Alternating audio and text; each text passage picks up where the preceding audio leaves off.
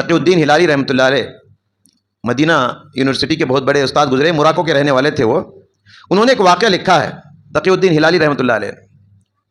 واقعہ یہ ہے کہ موراکو میں پہلے فرانسیسی استعمار کا قبضہ تھا.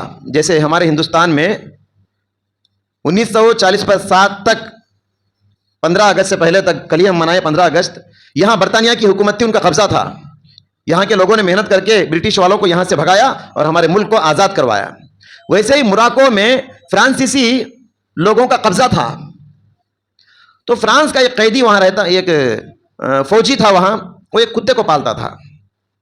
اور آپ کو معلوم ویسٹرن کلچر میں کتوں کا بڑا مقام ہے، والدین کا اتنا مقام نہیں. ان کی غذا الگ ہوتی ہے، ان کا کمرہ الگ ہوتا ہے، ان کا دوا الگ ہوتا ہے. کتے کو بڑی اہمیت دیتے ہیں وہ لوگ. کتا تھا اس کا، اور وہ کتا جب اس کا مر گیا، کتا مرنے کے بعد اس نے کیا کیا، وہی موراکو میں اس کو دفن کر دیا. اس کی قبر بنایا، اور قبر کے اوپر ایک تختی پہ، ایک پتھر کے اوپر اس کی پیدائش، اس کی وفات اور اس کا نام کیا ہے، کب انتقال، وہ سب لکھ کے تفصیلات لگا دیا پتھر میں تراش کے.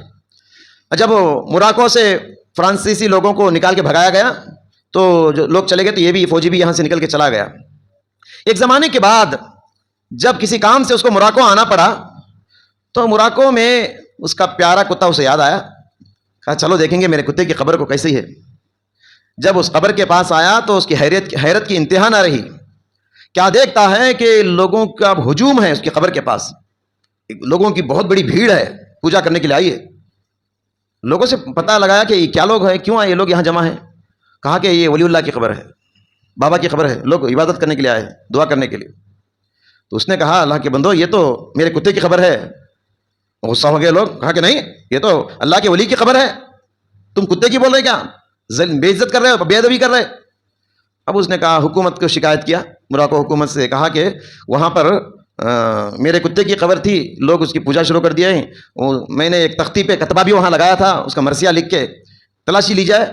تو حکومت نے تفتیش کیا، کھدوائی کی، تو زمین کے اندر وہ تختی بھی نکلی اور کتے کی ہڈیاں نکلی. تب جا کے لوگوں کو پتا چلا یہ کسی اللہ کے ولی کی قبر نہیں، یہ کتے کی ہم پوجا کر رہے تھے. میں یہ بتانا چاہتا ہوں کہ جو شرک کرنے والے ہوتے ہیں، ایسے بے عزت ہوتے ہیں، ان کے پاس کوئی دلیل نہیں ہوتی. اور شیطان شرک کو بھی دلیل کے ساتھ کرواتا ہے، اور دلیل کے یہاں شبہات ہوتے ہیں، سچی دلیل نہیں ہوتی.